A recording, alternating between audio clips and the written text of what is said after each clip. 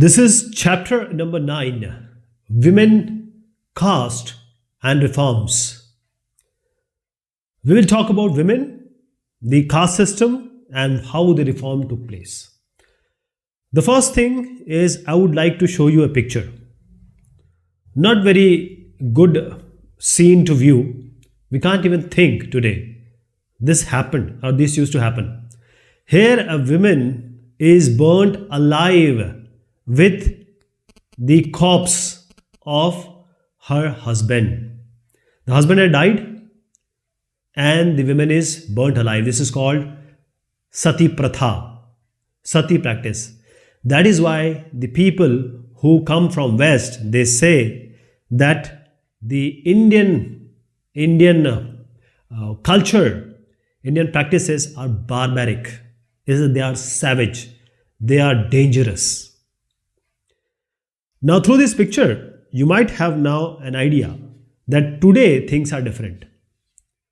The middle class girls, they send the families, they send their girls to school now. The girls study with boys, no problem with that. It's just normal. They go to college, universities. They are doing variety of jobs from low level to high level. They can be married after a certain age, after 18. And the person can be Arif Sheikh, it can be Abhishek Tiwari. So there is no caste community barrier. She can marry anyone. Every woman has a right to vote. Let me name Pratibha Patil and Indira Gandhi ji. They were women and they were heading the Indian state, the Prime Minister and the President. So men, along with the women, they can vote, stand for elections. But this was not very true just if you go 200 or 220, 30 years back. You will be surprised that we have just come, 200 years is not that much time. The situation was quite different. So we have come a long way. This same girl, if she would have taken birth, say 200 years back, she would get married at 6, 7, 8 years of age. And the father or the men especially, Hindu, Muslim, they can have various wives, many wives. Polygamy was there. No single women marriage or no constitution, no law. And one more thing, very dangerous, that this girl, when she gets married and the husband dies for whatever reason, the husband dies. If the girl is say 8 years and the husband dies say 12 years, what would happen? The pyre, the logs which are burned to burn the corpse of the remains of husband, the girl will be burnt alive with this man. The girl which is of any age, because his husband has died, whether she wants it or not. Okay, I'm every line by line I'm taking, right? So this was called sati, and the name sati was given specially choose virtuous women. If you do sati, you are a virtuous woman. If you don't do sati, you are not a good woman. You are a bad woman. So even if the girl won't do it or doesn't want to do it, she will be forcefully put on this pyre, funeral pyre, willingly or otherwise. Mostly, you know very well, nobody would want to get burnt alive. So she will do the duty of the samaj, of the society, of the ritual, of the dharma, and she will be, I'll just tell you, she will be held by these wooden logs so that she just don't run away. And what about the rights to property? No rights to property. No access to education. And even one more thing, they were saying that if a girl gets education, she'll become a widow. These were all the things at that time. See, The differences between men and women we just saw. at that time. But the difference in the society was one more, and that difference was based on the caste, different caste. So the caste system was prevalent. Today also, if you go to village area, you'll see this caste system in India, very prevalent. The voting system, the elections are done, or are the competition is done on the basis of these different caste system. Brahman, Kshatriya, Vaishya, Shudra. Brahman, Kshatriya, upper caste, highest caste on the ladder. So Brahmins will do all religious ceremonies, etc. They will know Sanskrit, etc. Kshatriyas, they are Yodha, they will fight, warriors, warrior caste. So these two castes are upper caste, higher caste, means the privileged ones. Traders, moneylenders, the third in the ladder were called as Vaishyas, trading work they will do. Then comes the lowest one, the peasant farmers, the artisans, like the weavers and potters. And these were called as Shudras. Shudra. See, if you ask me, frankly, I don't believe in this caste system. Everyone is okay, everyone is equal. But there was one more caste. Below Shudra, it was Ati Shudra, Achut, untouchables.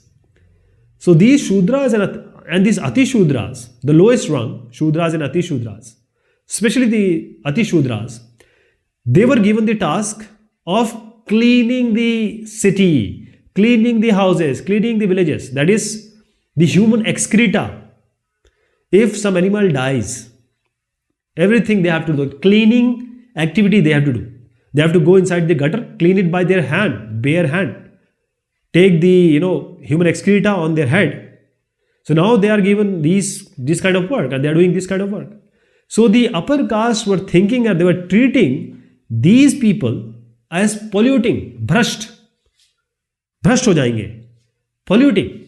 Shudras and Ati Shudras specifically. So these upper castes will treat this Ati Shudras as untouchable. Untouchable means even their touch, or even if they are at certain distance, say 20 feet, 30 feet, there will be some blunder religiously. Means the Shudras have to stop or maintain certain distance.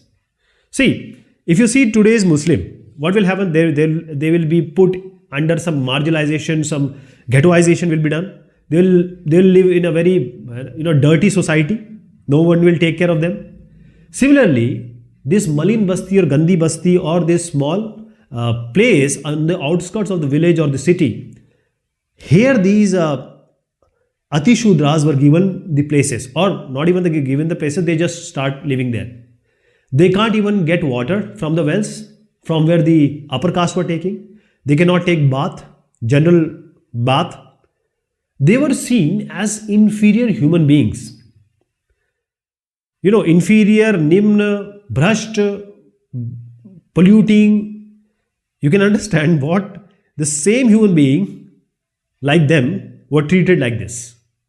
So that was the problem of the society. That was the pollution of the society. And who polluted it? This caste system. Okay. Now you might be wondering, I said all these and what is written here. We are talking about going to Mars, we are talking about some everyday some innovation, and everything was happening 200 years back. But whenever something is going wrong, God sends some people. There are people who talk against it. The biggest name is Raja Ram Mohan Roy. He comes from Maharaja family. That is why he is Raja. He was given that tag, Raja. His name was Ram Mohan Roy. Now he was a very big reformer. He did certain things at that time, which today also, if you want to talk about caste system, you cannot talk. Today also, if you talk about Hindu-Muslim, people will get emotional. They may do something with you. But it happened early 19th century. people started debating and discussing about the Indian social customs and practices. People actually came up. They started talking about all the prevalent customs and practices which are not good. Why? What was the reason? How people came to these discussions? Because at this time, different forms of communication, sanchar vyavastha, different forms of communication, technologies, or the way to distribute all these develop. Previously what would happen? There were only manuscripts, right? So there were the reformers, because the books were published, newspaper, magazines, the leaflets, and the pamphlets were available. They were printed in great numbers so that it can be accessed by the poorest people also. It was cheaper then. Because as I said, the manuscript, it was written by hand and only few people have access to it, and it was very expensive also and very fragile also.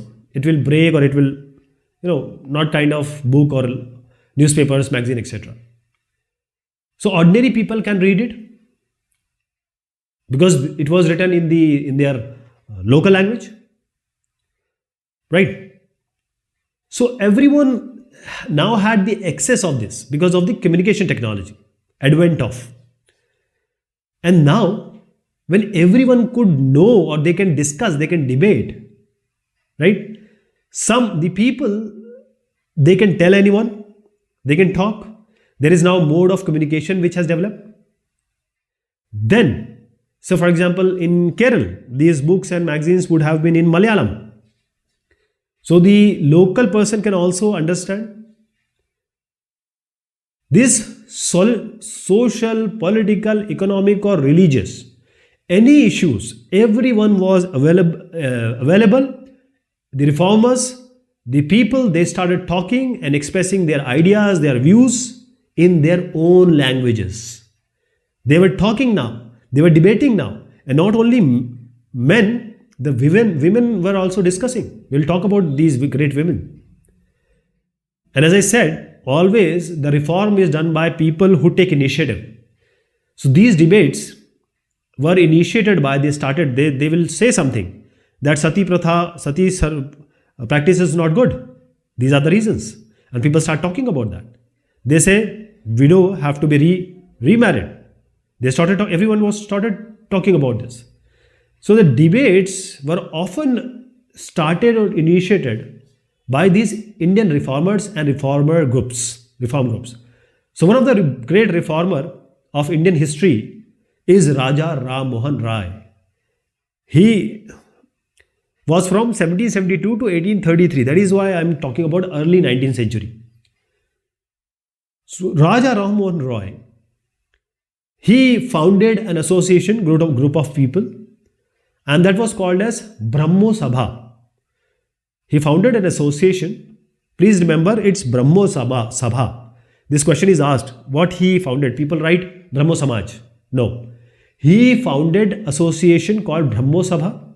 And in Calcutta, this was named, there was a later known, this Brahmo Sabha was known as Brahmo Samaj. So this question is asked. He didn't founded Brahmo Samaj. He created Brahmo Sabha. Now, Roy, what he did, he knew that whatever is going, especially the unjustified practice, we need to change it. The society need to change. Okay? I'm asking you a question. If something is wrong in your eyes or in your view, have you asked question from your mother, father, or anybody else? No. Because you cannot question your seniors. You cannot question the pandits, the mullahs. You cannot question them. Why? But Raja Ram Mohan Rai, he said, no, we need to ask questions. All these unjustified practices, we have to talk about this. Okay? For example, mobile phones. Now we have smartphones. Has anyone said that smartphone is not good? Even the religious person, even anyone you take in the society, everyone is using it. So you have to take new practices. You have to adopt the new way of life. All the old practices, no one talks on landline phone nowadays. No one. So the new things, flowing water is always clean. So the West, he said that the Western education, West world education, he said this has to spread. That is why Westerners, that is the Europeans and these Americans and they are way ahead of us, English people. They also have freedom and equality of women, which we cannot even think at that time. He was saying that the women in India, she will be born, she will get married, she will be married, then the kids will come, and then she will take care of the husband and all the relatives, and then she will die. There is no other work. Home and kitchen. She is confined to only domestic work. Not allowed to move out, not even try to give education. Nobody cares that the women is also the equal participating human being on this earth. Okay? You see today, pilots, even the NASA has Indian scientist, the Vitt Mantri, the Finance Minister, Nirmala Sitharaman. Everywhere you will see there are big names. Women are heading the world. German Chancellor, the New Zealand Prime Minister, all these are women. Bedroom to kitchen. What is this? This is not life. This is what Raja Ram Mohan Rai said. Now coming to the changing lives of widows. Now what is the fault of a woman if her husband dies? This is life. People die every time. This is the only truth, that people will die. So the lady, when the husband dies, this lady will face all the problems wherever possible. In our society, a single woman is treated, very well how she is treated. Now it is not the case. Now women can even divorce by themselves, they can remarry, they can have multiple partners, no problem. Nobody cares. But at that time, a woman, if she is not educated, because education was not given, if the husband dies, she is going to get to the bread? How is she going to feed her kids? No way. That is how the Ram Mohan Roy said. See, Ram Mohan Roy was very respected man. He was well versed with Sanskrit. He knew Persian and he knew several other languages, European and Indian languages. And through his writing, he surfaced out all these problems in the Indian society. That is, the woman has to die with the husband. What is this? So what he did, he has a very good idea. He took the ancient text and then he referred to this ancient text, and then he said all the pandits and mullahs and everyone that widow burning has no sanction in our ancient text. Whatever you are doing, Sati Pratha is not even written in our Puran or Ved or Upanishads. Okay? So this is wrong. He gave the logic which the religious people can understand. See, many British people, when they came, they are very barbaric Indian customs and traditions. See, this one of the tradition. This is called hook swinging festival. This is a kind of suffering, religious worship. There are hooks being pierced through their skin. Can you understand? Hooks pierced through their skin, and now they swung themselves on a wheel. These men. Can you imagine? Even if a pin touches us, we get, oh. And they were doing, just because really they were saying this is religious belief. This is our social practice. This is our custom. This is our culture. We have to do this. And the European officials came. You understand, a person from the West came, and when he saw all this, what will he say? He will say the exact same thing which we will say today. What is this Andhavishwas? What is this Andhabhakti going on? Why are you doing this? This is wrong. Indian traditions and customs British officials, they actually respected it. Many of the British officials respected Indian traditions and custom, but they were not respecting these bad things, this polluted or the infringed things. We call them as kuriti. So British officials, they actually listened to Ram Mohan Roy. And then in 1829, this Sati Pratha, because he was a learned man, Sati Pratha, Sati practice was banned. You have to remember this. This is asked. When was Sati Pratha banned? When was Sati practice banned? 1829. Now, you know what strategy he adopted? He took the verses, he took the text of ancient books, and he showed it to the religious people that, see, there is nothing written. Whatever you are doing is wrong. So the later reformers, they also did the same thing. What they did, they also tried to find out the ancient text, that whatever practice they see harmful to women, harmful to the kids, or to anyone per se. And they used to find a verse or a sentences in the ancient sacred text, which everyone knows that they are sacred text. They followed it blindly. And these verses, they wanted to show to these religious people that, see, you have to support our point of view, because whatever you are doing is wrong. Even our sacred text, there is nothing. A girl, a girl is helpless. Body-wise, a woman cannot be stronger than a man. A kid cannot say anything. He is so small.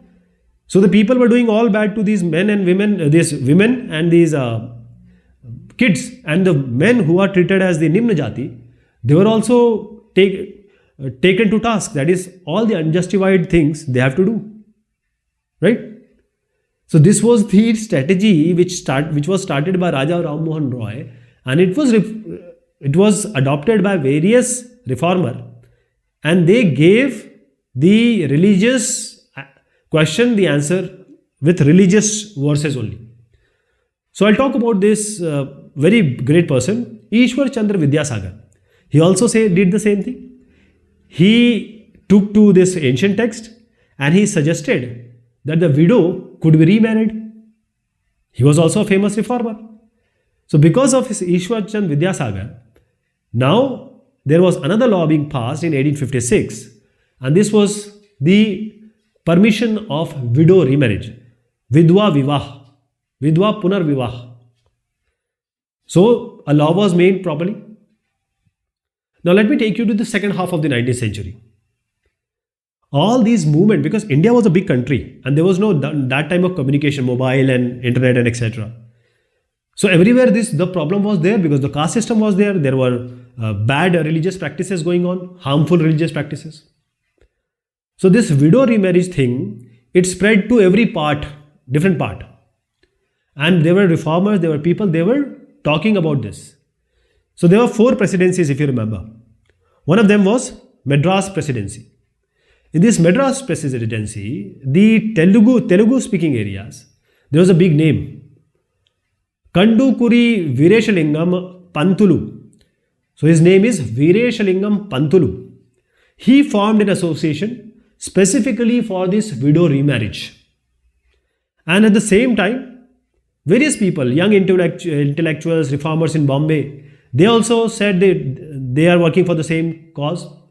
Now coming to North, this is a big name, Swami Dayananda Saraswati. So this is a question being asked, okay?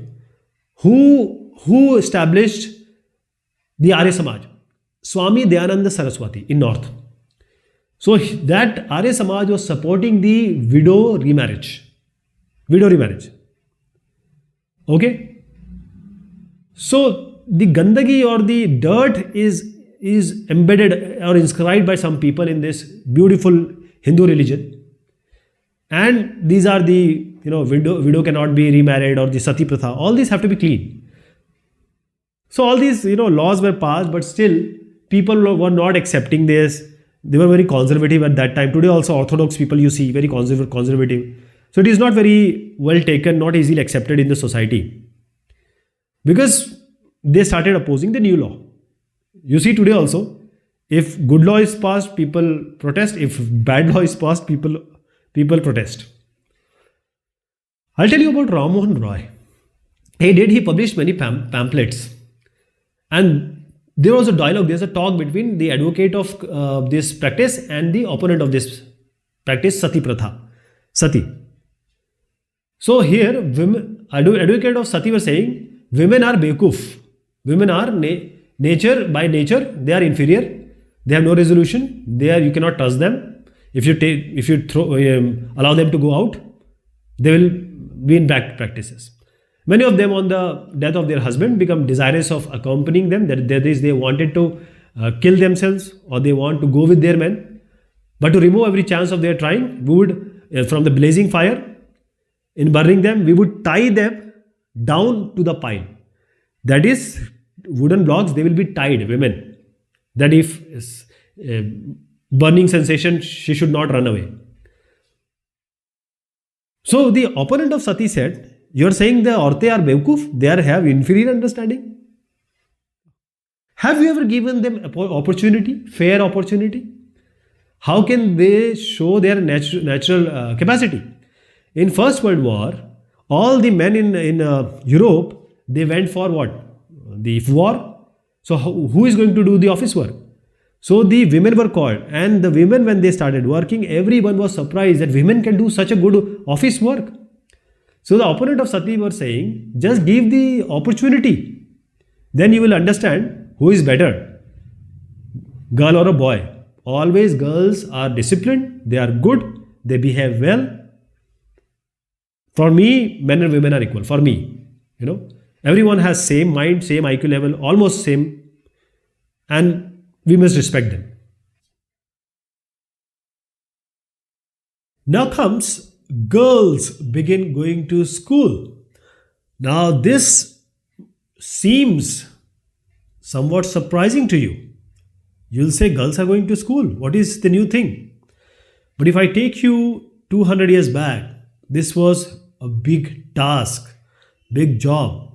All the reformers which you are witnessing here, all of them, almost all of them, they thought that in order to improve the condition of girls and women, it becomes very necessary that these girls should be educated, or education has to be given to the girls, to the women.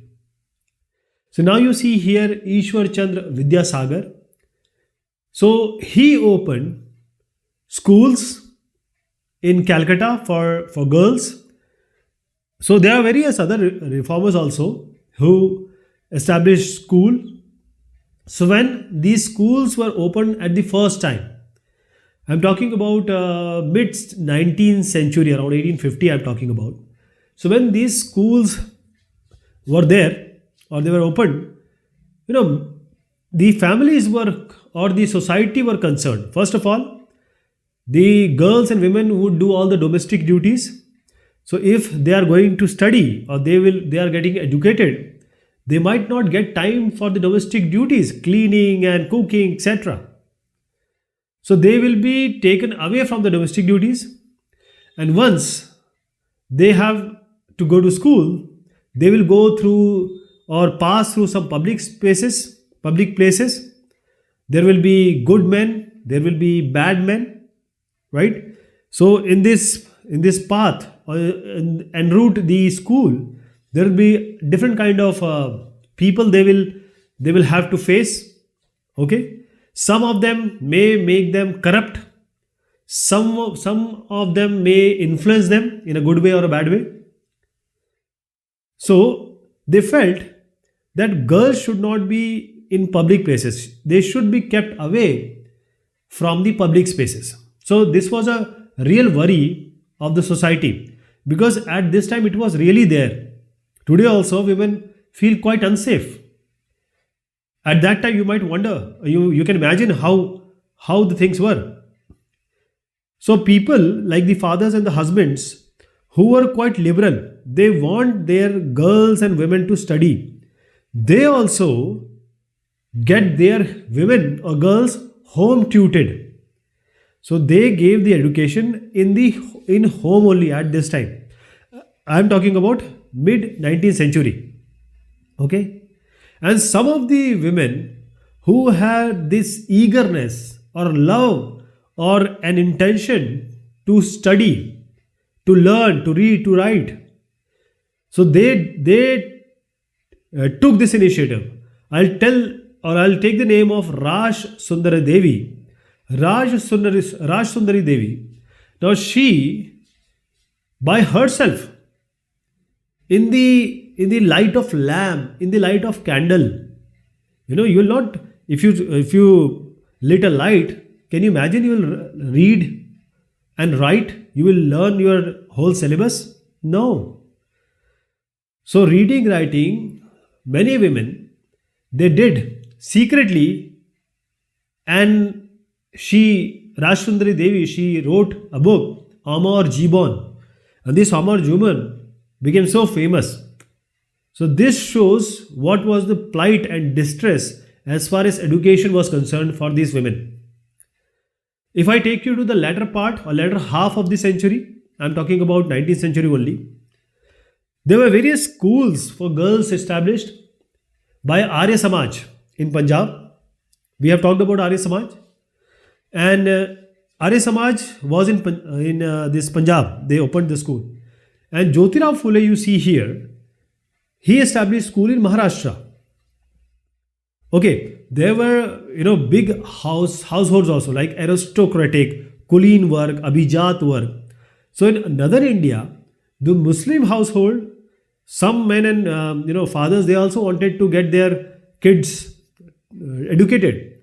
For them, the women would come to the house and they will teach them. Okay. Now, when the education is the problem, or not given properly to everyone, or they don't have any right to education at that time, so what will happen? You see here, Sayyid Mumtaz Ali, he did what? The same thing which Raja Ram Mohan Roy did.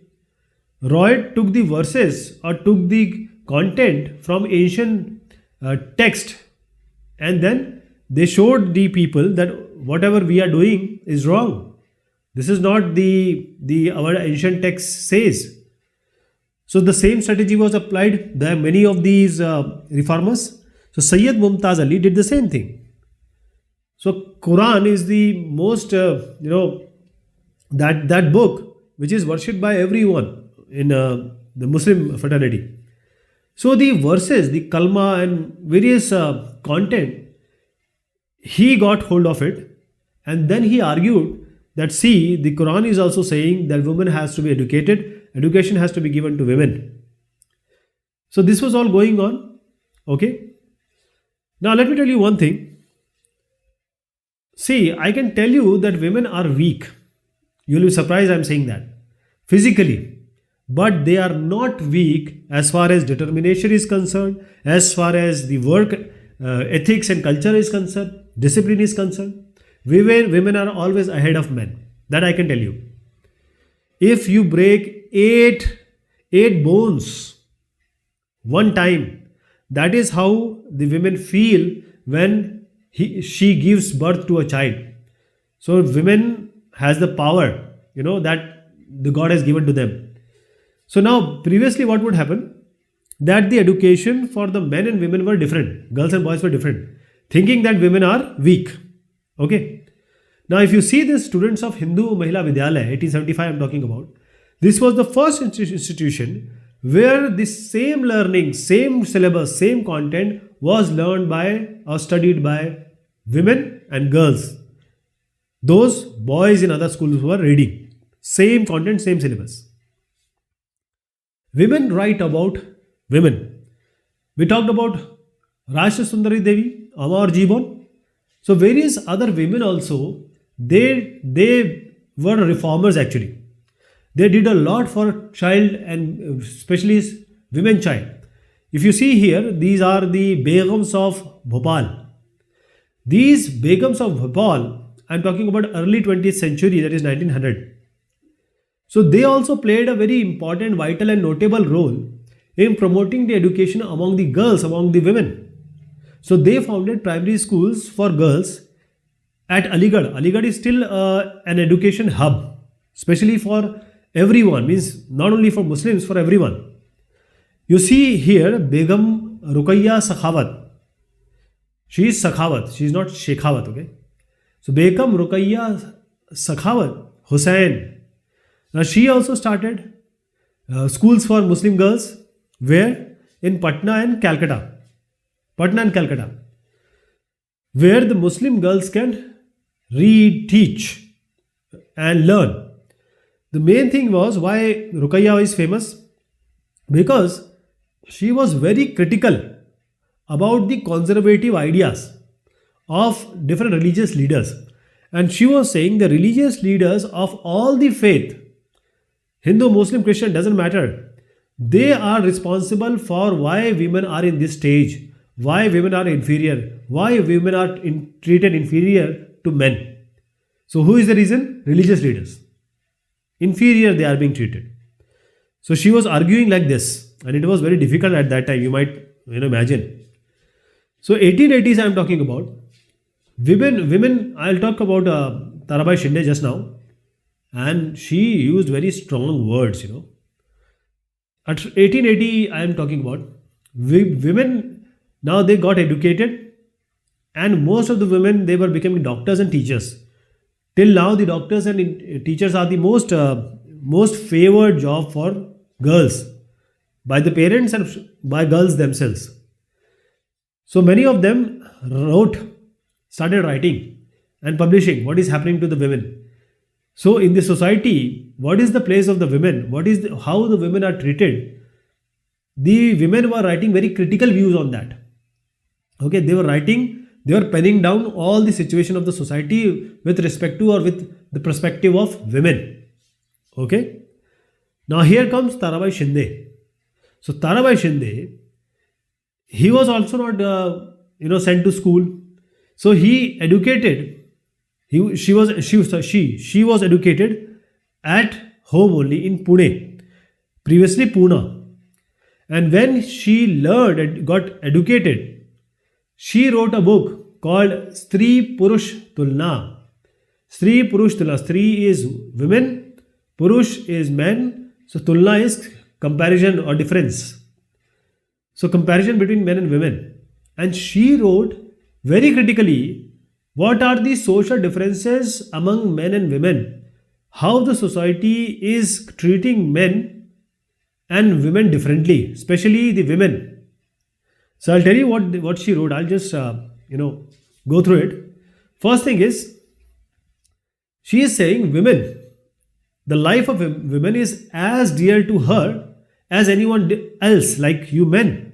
Okay, what have you thought about us? Once our husband dies, what will you do? From that day, we become inauspicious. What will you do?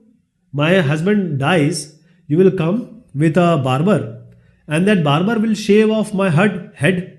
And you know that for women, the hair of the women are most important.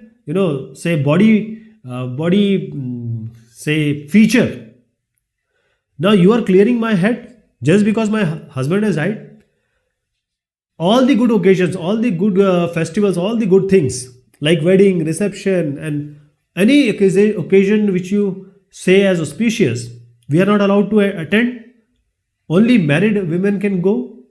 Because what you are saying that if we are there, like the women who have become widow, you say that we will bring bad omen or we will be inauspicious. Is it a joke? Why all the restriction to us? Just because our husband has died and we don't have any fault. Right? So these are the strong words she used against the society, what is going on. Okay? So this Begum Sah Bhopal, Begum Ruqayya Sakhawat, and Tarabai Shinde, these were some women. And now comes the Pandita Ramabai. Now the main thing was why she was Pandita, because she was a scholar of Sanskrit and she used to talk very well. She used to argue very well. She said very big thing. She said you can't say this today also. She said in Hinduism the Hinduism is actually oppressive towards women. The religion itself is oppressive towards women. And she wrote a book not about the women who are in lower caste.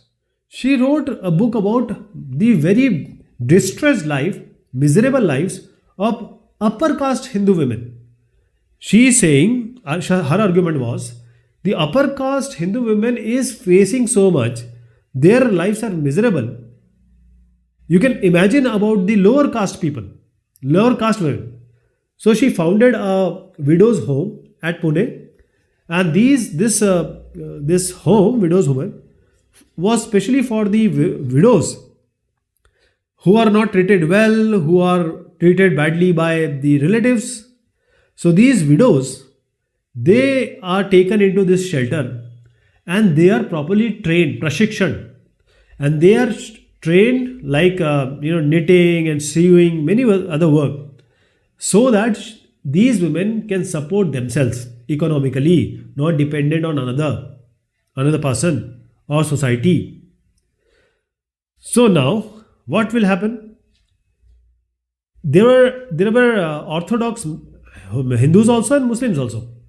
So there were many Hindu nationalists, Hindu Rashtravadi. They felt that Hindu women, they have started, because of the education, they have started adopting the Western ways. And this Western ways, Paschimi Sabhyata, this will corrupt the Hindu culture. And all the family values which we have, it will be finished, it will get eroded. These many Hindu nationalists thought. And this is not only with Hindus, there were Muslims also. The Orthodox Muslims or conservative Muslims, they also got worried that now women are taking the charge, women are getting educated, they are prospering in different sections. So they got worried. All these liberal thoughts are not welcomed by the Orthodox people. So by the end of the 19th century, the women, because as I said, they were educated now, most of them, and they started writing books. Not all of them, but most of them. So they started writing books, they started editing magazines, they also founded schools and training centers. And also they set up women associations. And now when the women associations were being made, because now many women were in this association. If you see early 20th century, that is 1900 and above, they started making, or they formed political pressure groups. So these association, because there are so many women, they can push now. They can tell what to do for them. So they said we need female suffrage. Female suffrage means the voting rights to women. Because at that time, only the men, and especially the high caste or high leveled men can only vote. So they said no, everyone has to be given right. So female suffrage.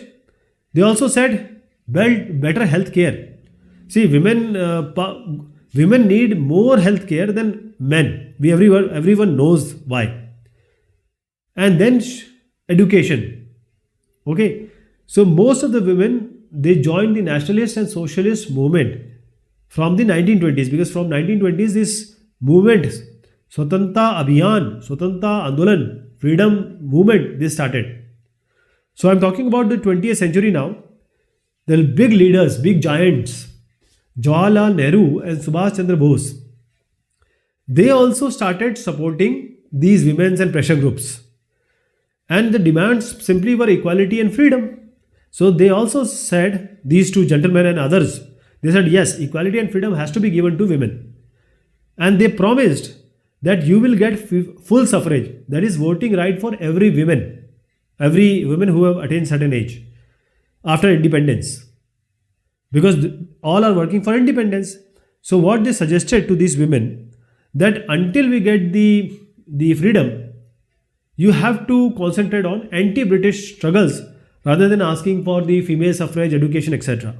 Let us get freedom, and then it will be our power, and then we'll do what is required. Caste and social reforms. Now we'll be talking about big names here. Mr. Narayan we'll talk about, and Jyotirao Phule we have already talked about, but we'll still talk about him. Caste and social reforms. So what we were discussing were about so many reformers that came up. All these reformers, they were talking about multiple problems. That is, first of all, they were talking about sati practice, and now they were talking about the caste inequalities, that is the caste system. So we have Brahmana, Kshatriya, Vaishya, Shudra, Ashish, Ati Shudra. This is the caste difference, a ladder, caste system based ladder. So Roy, Mr. Roy, Raj Ram Mohan Roy, he specialized in taking out the ancient text, showing it that this is the actual practice you should do. So when he was translating the old Buddhist text, and we know in Buddhist like in Islam, there is no caste system. So this Buddhist text was very critical about caste system. So he told that, see, there is no caste system is Buddhism. And Buddhism is somewhat related to Hinduism. Okay, it originated from Hinduism only. For example, if you talk about Pratna Samaj. Now, Pratna Samaj was also an association, and it adhered to, it stick to the tradition of Bhakti. And Bhakti is what? The equality of all caste. And it is just not equality, it is spiritual, adhyatmic equality of all caste. Pratna Samaj means they were saying all castes are equal. Let us go to Bombay. I wanted to show here the Paramhansa Mandali. So this was founded in 1840. And main work they did was the action for abolition of caste system. Okay. So these reformers and all the members which we are talking, you will be surprised to know that these reformers and reform association they made, they were coming from upper caste, Brahman, Kshatriya. Okay, so they would do what? In order to show that caste system we don't follow or we don't believe in this. So these were upper caste, and these reformers and reformer association people meet, and they would purposefully violate the caste system taboos. That is the food and touch. Basically, food means the lower caste cannot eat food with you, and you have to disallow them for touching. So having food or dinner or lunch together and touching each other, this was basically that they wanted to show that they don't abide by, they don't say second the caste prejudice which is prevalent in this society.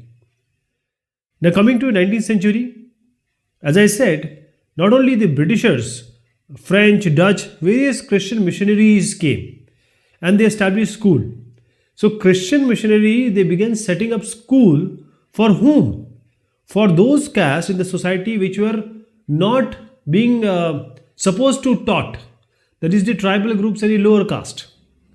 The Adivasi people and the lower caste, Shudra and Ati Shudra. So they opened school for them. At the same time, what happened? Because multiple facets development was going on. And now this was the time when various factories were coming up. I am talking about the 19th century. So lower caste person will go from the village. He'll go to the city for work in factories. Because lower caste were treated very badly in their villages or wherever they live. So they thought, let's go to factories are coming up. And because different municipalities were coming up, and when the development work is there is always a requirement for labor. So these people, they went not only to the cities, but also abroad for their work. So let me continue this talk, but let me show you here also. You see, this is a girl and a boy. The boy is not also very old. The girl is just a kid. So this all was going on. People were talking about this. The reformers were there, and hearing this, the plight and distress of the women, especially in 1929, the child marriage was stopped. That is, it was a child marriage restraint act. So you need to remember this. In 1929, the Child Marriage Restraint Act was actually passed. So at that time, what was the age? The age they decided was, in order to get married, men or a boy has to be 18 and girl has to be 16. Below that, no marriage. Okay, it will be against the law.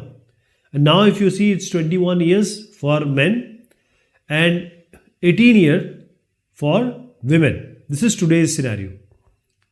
So we were talking about the poor. They not only, because of the caste system and the problem they are facing, they didn't only go to the cities, they also went abroad. Because as I said, there were development activities going on. If a city is developing, the drains will be required to be dug, the roads have to be laid down, the different buildings have to come up, they have to be constructed, labor is required. The cities which are there, they need to be cleaned properly every day. And this required some coolies, the diggers, the carriers, the bricklayers, the sewage cleaners, Rajmistri, the sweepers, the palanquin bearers, and the rickshaw pullers at that time. So there were multiple labor class which was required, and from where this labor has come? It has come from villages and small towns, and these villages and small towns who came, basically the lower caste people came. The lower caste Shudra and Ati Shudra came because there was a problem. Okay, if you see, most of them, they worked here. Some of them went to plantation also, Assam, Mauritius, Trinidad and Tobago, and Indonesia, plantation like the tea plantation, rubber plantation. Okay, see, if when you go outside, the situation is always hard to work because new place, new malik, new masters. But still, when they were living in the village or small towns, the oppression they would face each and every day from the upper caste people, upper caste landowner, Brahmins and Kshatriyas, etc.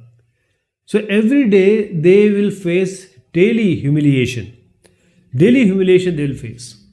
So they found it as an opportunity to leave from this place and go away and work somewhere else, settle somewhere else.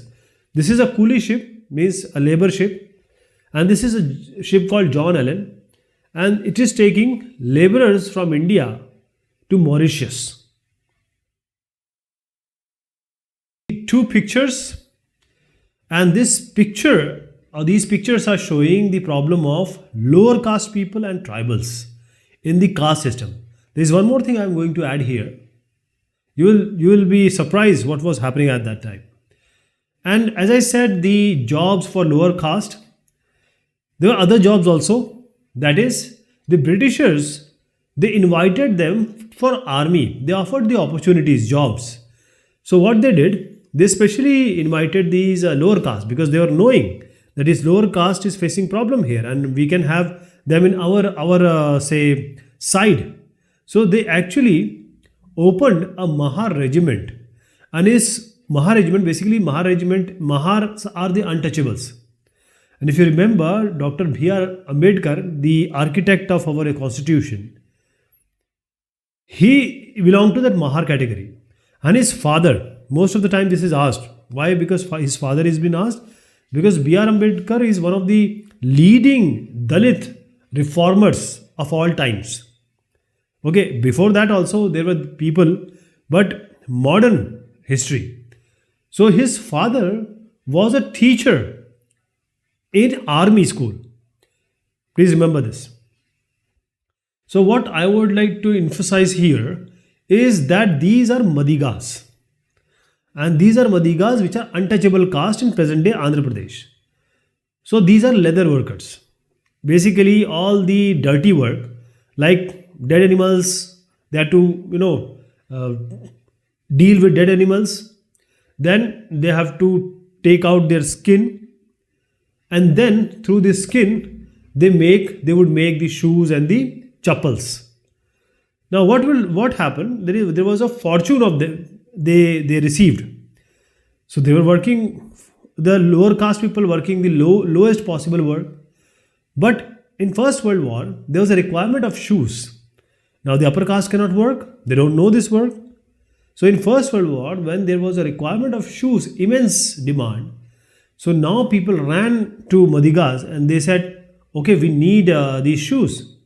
Now Madigas knew that we were doing all the wrong or all the dirty work. Now we will charge you more. So Madigas from Andhra Pradesh, present day Andhra Pradesh, they charged more and they got impressive profits. So Madigas are from Andhra Pradesh and they actually made shoes, and for little time only, but they got this profit even doing the least of the job, or the job which is not regarded as a good work. Still, these people say those are regarded as lower caste. They would work this kind of work, sewing the sandals and cleaning the hides and tanning them for use. Here you see picture of tribals, Adivasis. So these are Dublas, and these Dublas from Gujarat. So the basic work of these Dublas, if you see here, they are carrying the mangoes to the market. But this is the work they are doing. But they were also doing for upper caste. They were actually the laborers for them. So they'll cultivate in their fields, upper caste, and they'll do the landlord's house. One more thing I would like to highlight here, the situation of the school. So there were four presidencies. One of them was Bombay Presidency. And even in 1829, the untouchables, that is the Atishudras, they were not even allowed in the government schools. Some of them pressed hard, so they were allowed. They were allowed. But they have to sit outside the classroom, that is the veranda, the gallery. And then they would listen to the teacher of the lesson.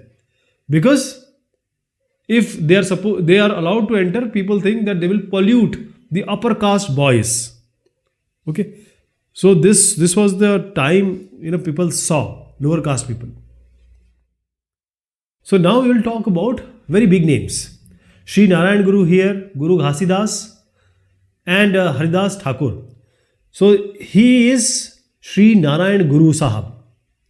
Now the things start, or the discussion start, with demands for equality and justice.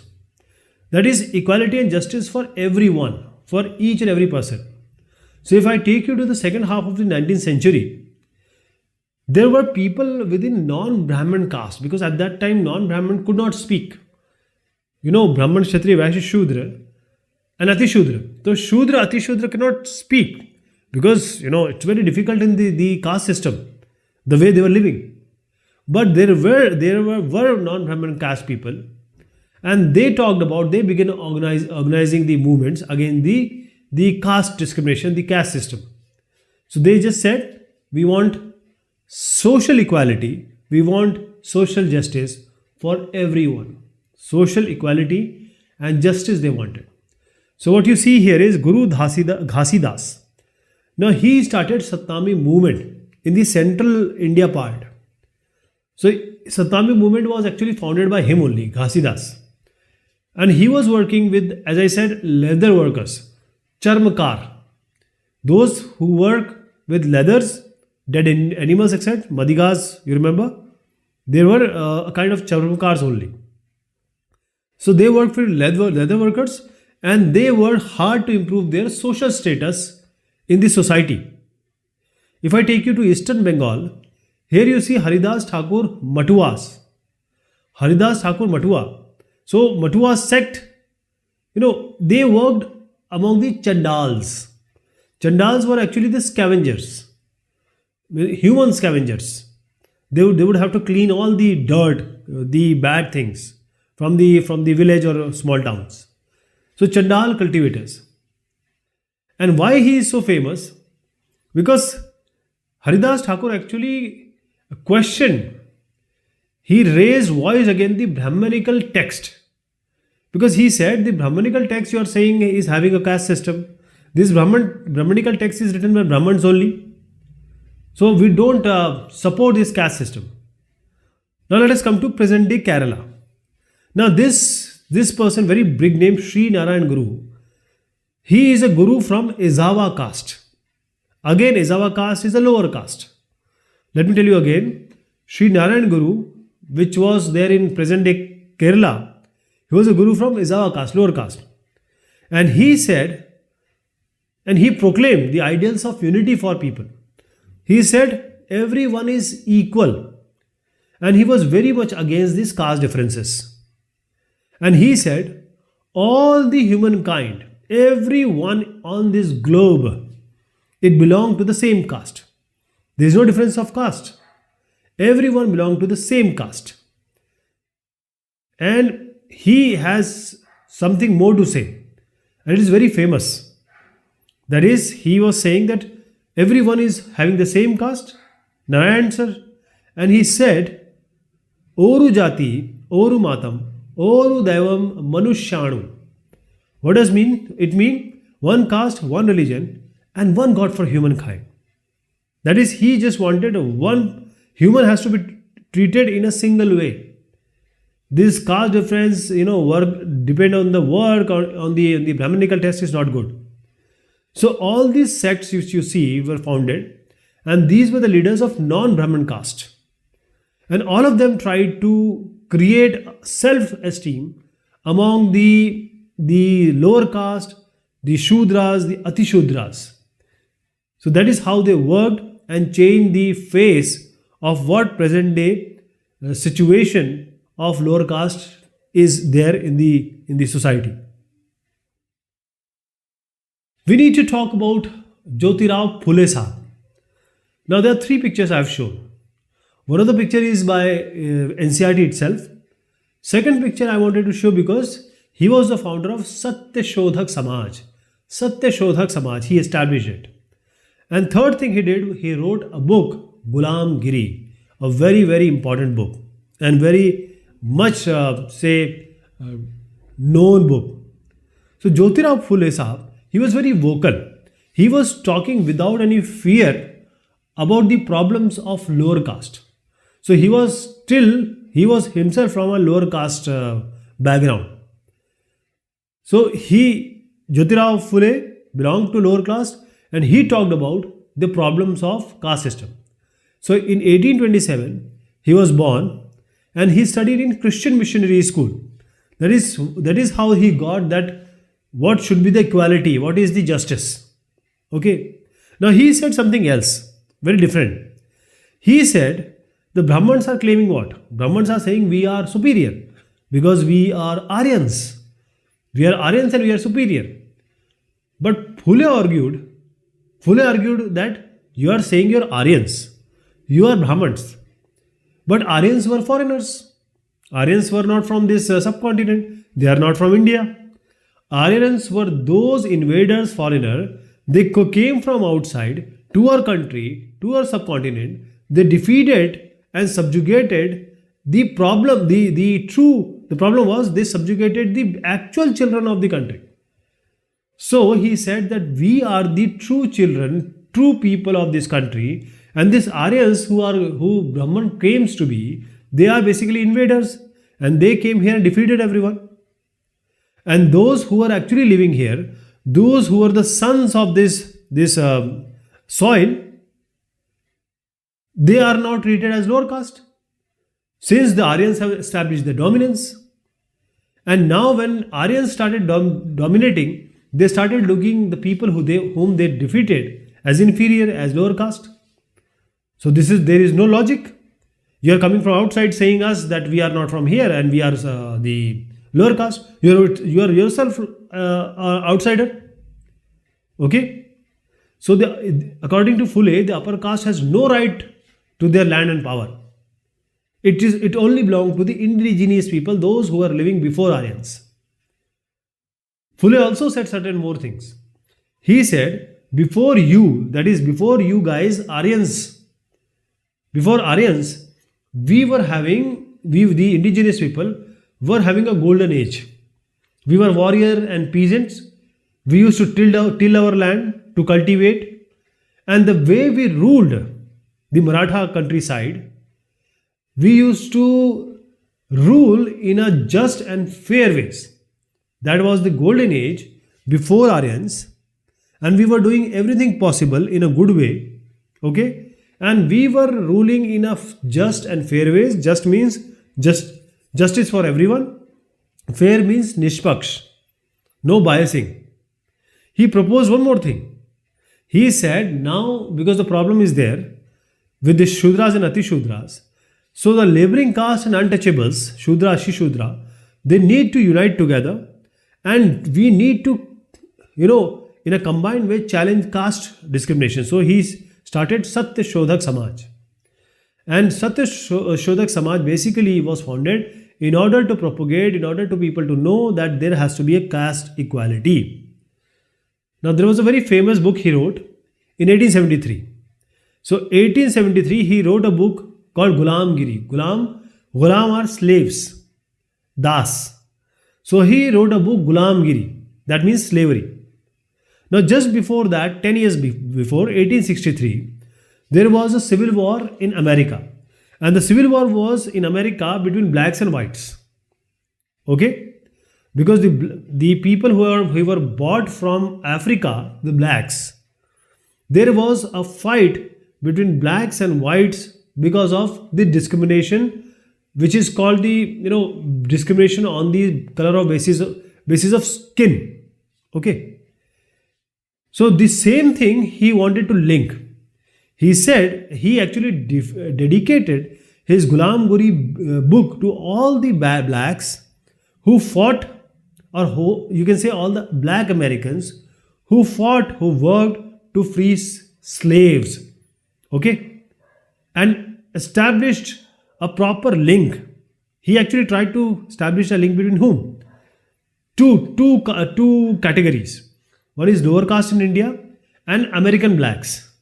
So lower caste in America, he said, is having the same plight and distress as the blacks in America. Okay, black slaves in America. So similar condition he wanted to show the world because through this book. Now Phule was not only talking about this caste discrimination, and he was interested in the problem of women who are in the upper caste.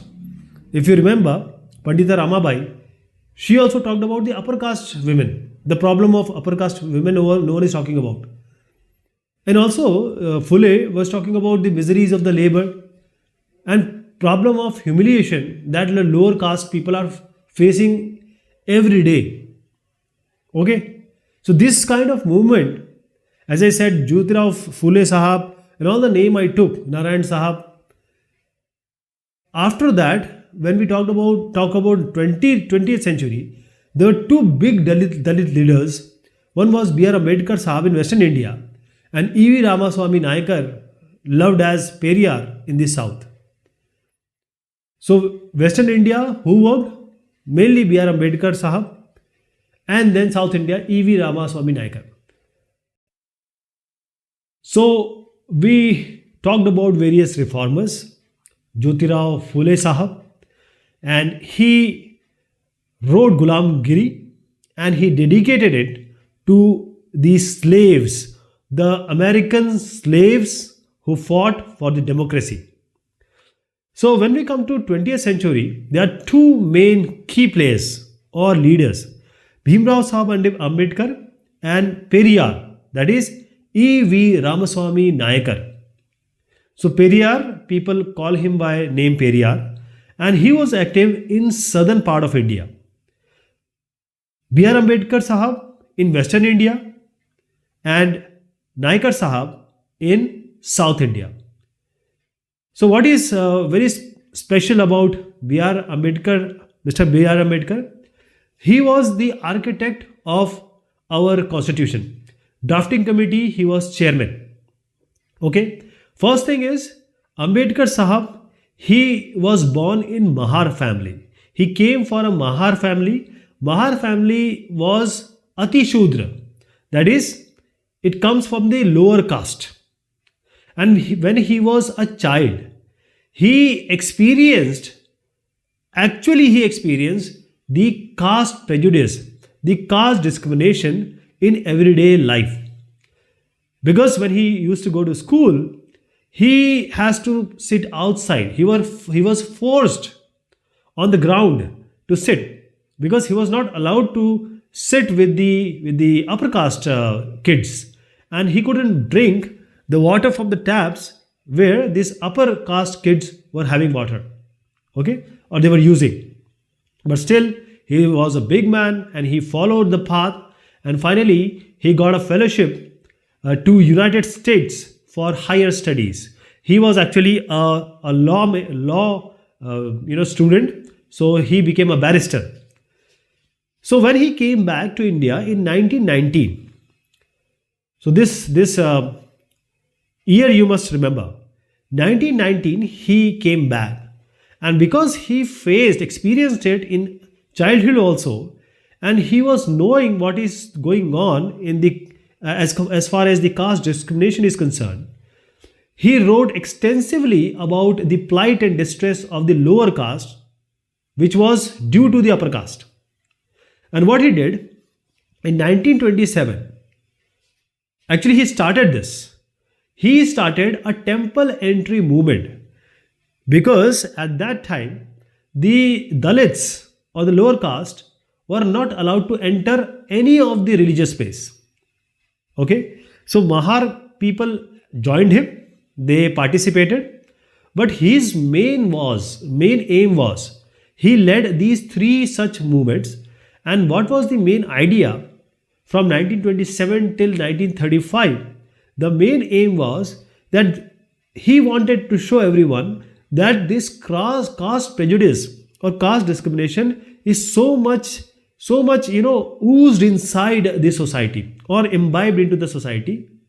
Okay, that is, upper caste people can always come, same people, but the other person which is regarded as a low caste cannot come because he is supposed to be a corrupt person, like a dirty fellow. Was what was the idea.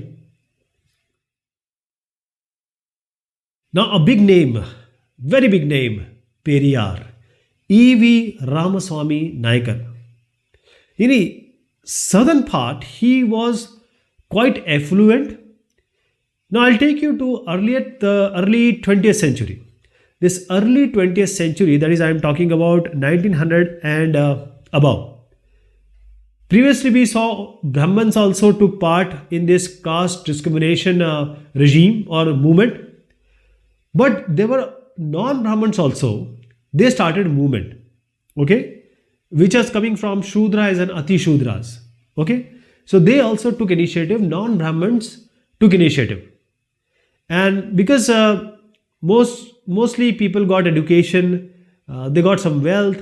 Also, they were being talked about, like they became influential.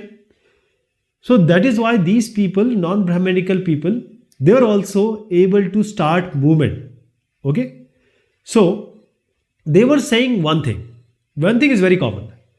That's the Brahmins who are calling themselves as Aryans. Who are Aryans? They were invaders. They came from outside, from north to Indian subcontinent. And we are talking about, because this is the South Indian part, so we have Dravidian culture, Dravidian races.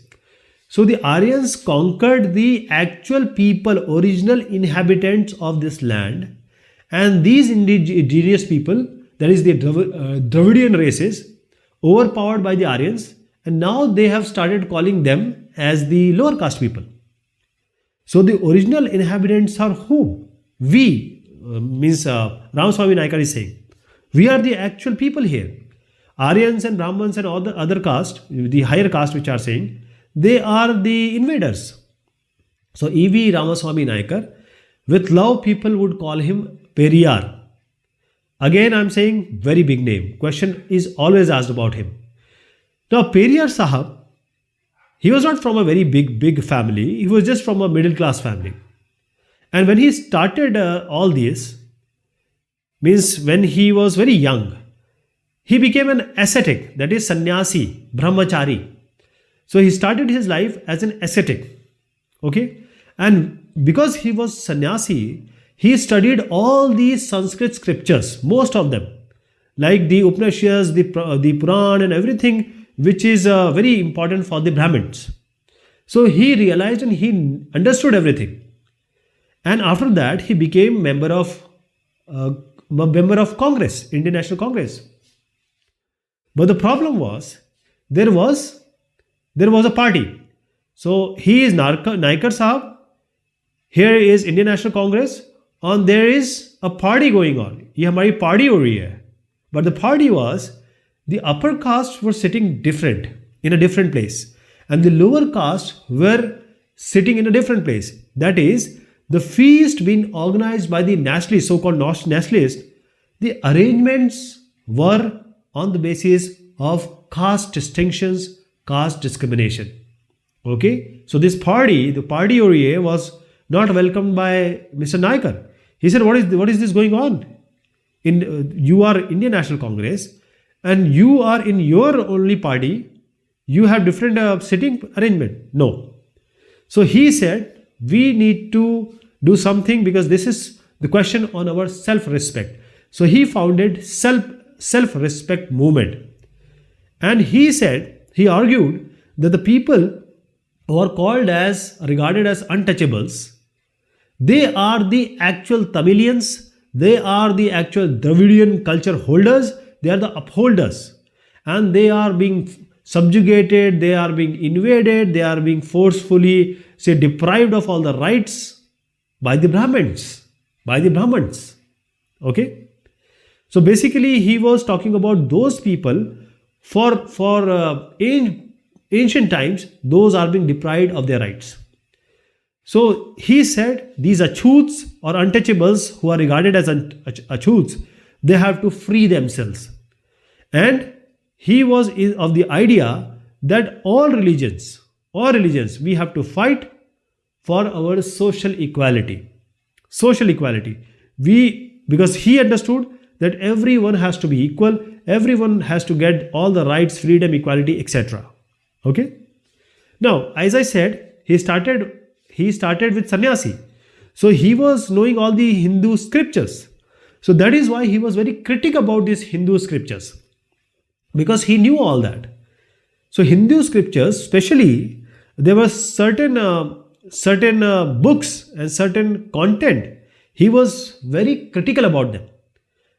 He was saying about Manu Smriti. These are codes of Manu. Manu was actually ancient lawgiver, and he told that he has written that people from lower caste, how they have to be treated, means not to be treated in a good way. So Manu Smriti is still debated, And he also said the Bhagavad Gita is like Quran in Islam, like Bible in Christianity. He said against, and he was critical about Bhagavad Gita also, and even the Ramayana, the epic story, the epic ancient, Hinduism landmark. Okay, so Manu Smriti, Bhagavad Gita, and Ramayana. So he said all these books, all these scriptures have given these Brahmins the authority that they can dominate the lower caste. And also, not only they are dominating the lower caste, or they are saying that these are lower caste, they are also dominating the women. Women are not given any freedom, any right under these books. Okay? See, for every action, there is an equal and opposite reaction. When people are talking against Hinduism, against the different cultures and different not very good, Riti Rivaj and rituals, and it was very difficult at that time. See, first let me tell you, Hinduism is a very noble, very good, very clean religion. The problem is that in every religion, whether it be Islam or Christianity or whichever religion you talk about, there are people who are orthodox, who are conservative. They don't want change.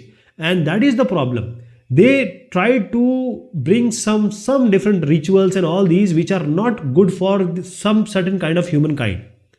So those orthodox, those conservatives, which were not happy with the change, or who want to stick with the otherwise thinking of the Hindu scriptures, that is, Hindu scriptures is very good, well written, and it gives all equality to everyone. So what they did, Orthodox Hindu society, see, Sanatan Dharma Sabha and Bharat Dharma Mahamandal in North, and in Bengal, Brahman Sabha was made. Let me tell you again.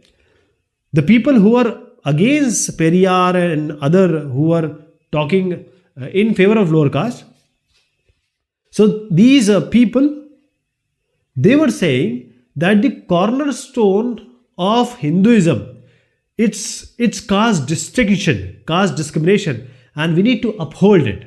So the Sanatan Dharma Sabha, Bharat Dharma Mahamandal in North, and Brahman Sabha in Bengal, they were just saying that we need to keep this Hinduism and caste discrimination alive. We have to uphold this.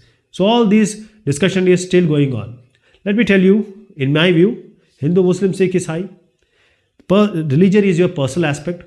Don't talk about that in public. It's between you and your God. There is no one in between. Love everyone, respect everyone. Don't criticize any other religion. Don't talk bad about any other religion. Respect every religion. Try to be friendly and don't keep things in mind, So because reform was going on, and these were not only the people and these were not only the organization, there were different organizations which came up. Okay, so we need to have a brief about those organizations which talked about caste discrimination problem. They talked about women inequality. They talked about the Vidva Vivah, okay, Bal Vivah and Sati Pratha, all the Kuritiya, the rituals which are not good, which are say bad for the humankind, bad for the women, bad for the kids. Okay, so the first was Brahmo Samaj. Let me talk you. 1830 it was founded, and they said the idol worship and sacrifice, killing of animals on the name of God, it should not be there. Okay, and they said that criticizing other religion or religious practice is not good. We won't do it. We won't talk about other religion. Sarva Dharma Samman. Especially Hinduism they took and Christianity they took. And they talked negative also and positive also. Not only negative, they talked about all these and they discussed it. Here you see Keshav Chandra Sen. He was one of the main leaders of this Brahmo Samaj. Okay. The next you see is Henry Derozio. Now his whole name was Henry Louis Vivian Derozio. He was actually a teacher and he formed Young Bengal. So he was a teacher in Hindu college in Calcutta in 1820s. And he was promoting very strong, radical ideas, very hard ideas. And he was saying his pupils, the kids he was teaching, he was saying, pupils means all those he used to teach. He used to tell them, question authority. That is, if somebody is in the power, please question, just don't follow him. Question him.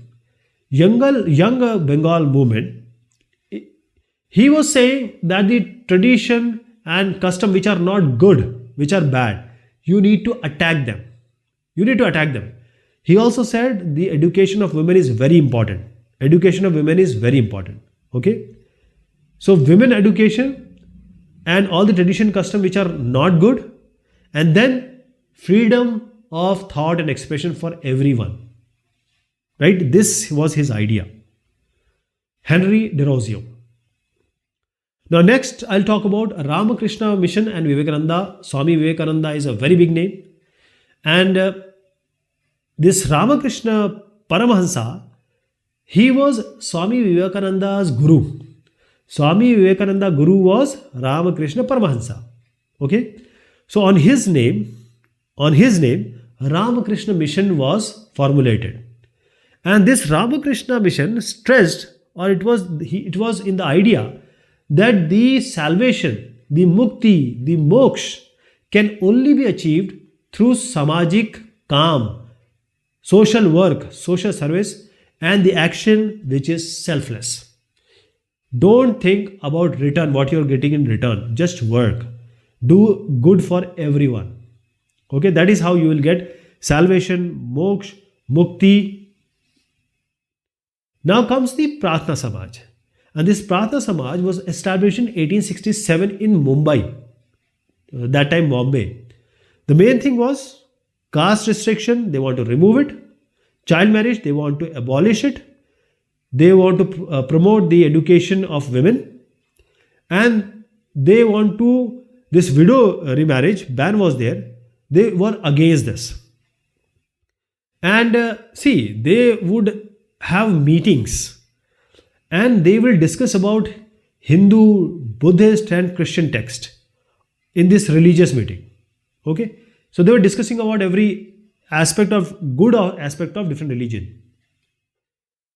Now comes the Veda Samaj, and it was established in Madras. I'm coming to South Chennai in 1864, and this Veda Samaj was inspired by Brahmo Samaj, the first Samaj we talked about. Veda Samaj was inspired by Brahmo Samaj. I told you about Brahmo Samaj. This is the Brahmo Samaj, Keshav Chandra Sen. And this Veda Samaj also talked about abolishing the caste discrimination, again widow remarriage, promoting the women education, and they were believing in single God. The members of Veda Samaj, they believed in one God. There are hundreds of gods in Hinduism. They were believing in one God. And also in Hinduism, the superstitions and rituals which are not required, extra say propagated rituals and those andhavishwas, superstitions that have come, they were condemning it, right? So they were having a very rational approach to the religion. Sometimes you have to do rituals which are not required, especially imbibed by the orthodox people. Now coming to Sir Syed Ahmad Khan. Now he was an educator basically. So his Aligarh movement or the Aligarh movement was basically for education. Mohammedan Anglo-Oriental College, let me tell you again, Mohammedan Anglo-Oriental College, and it was founded by Syed Ahmad Khan in 1875 at Aligarh, which is now in Uttar Pradesh, previously United Provinces. Later it became Aligarh Muslim University. Don't get worried about Muslim name, because Aligarh Muslim University has every sect, religious people or different caste creed learning there. Okay. Now they were in the idea that the institution has to give modern education to the Muslims. The Muslims should know what Western science is, what is going on in the world, the latest education they have to be given. Aligarh movement was basically an educational reform. So this was the only kind of movement which started which told the stress should be given to education. Now Sikhs, we love Sikhs. So Sikhs are the best people. So very clean religion, very amazing religion, respectable religion. So now what happened? Singh Sabha movement. The basic thing was, in every religion, as I said, there are some people, there are some rituals, there are some superstitions which are always there, which is not there in this text. People have just formed it. So in Sikhs also, first let me tell you that this Singh Sabha movement was formed first in Amritsar in 1873. Let me tell you, Amritsar 1873, Singh Sabha movement. Then Lahore in 1879. So the main idea of Sikh Sabha movement was that all the superstition, andhavishwas and the caste restrictions which has come into Sikhism. Sikhism doesn't hold any caste discrimination. In Sikhs, everyone is equal.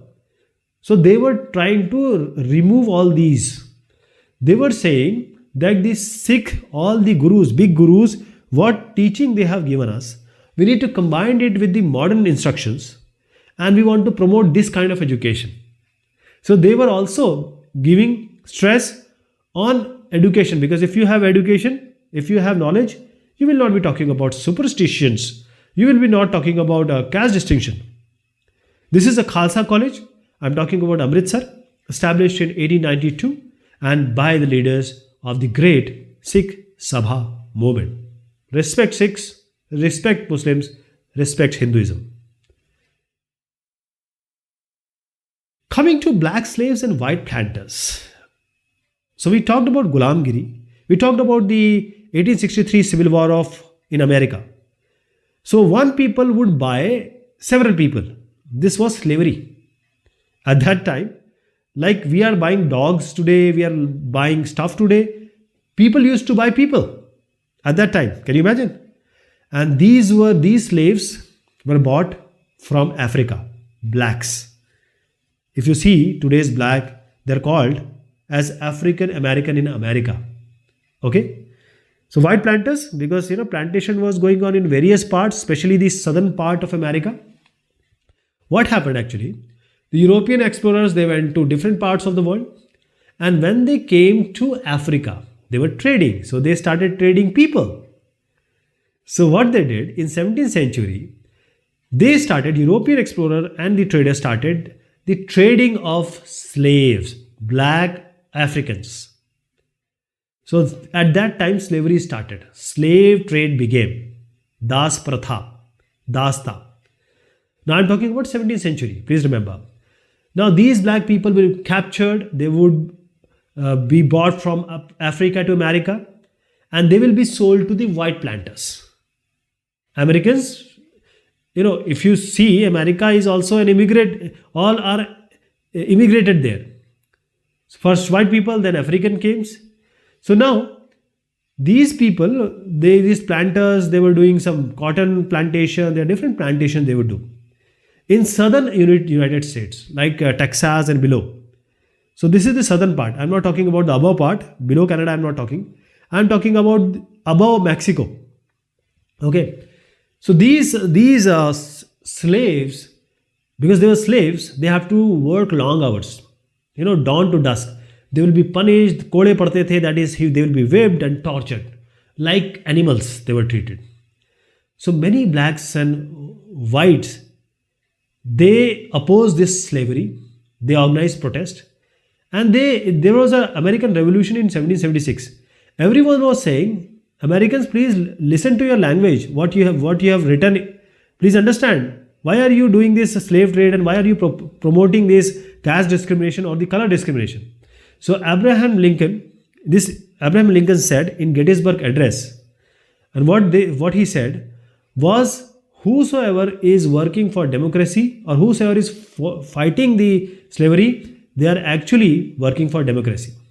Okay, so he was thinking about racial equality, the government of the people, by the people, or for the people. Okay,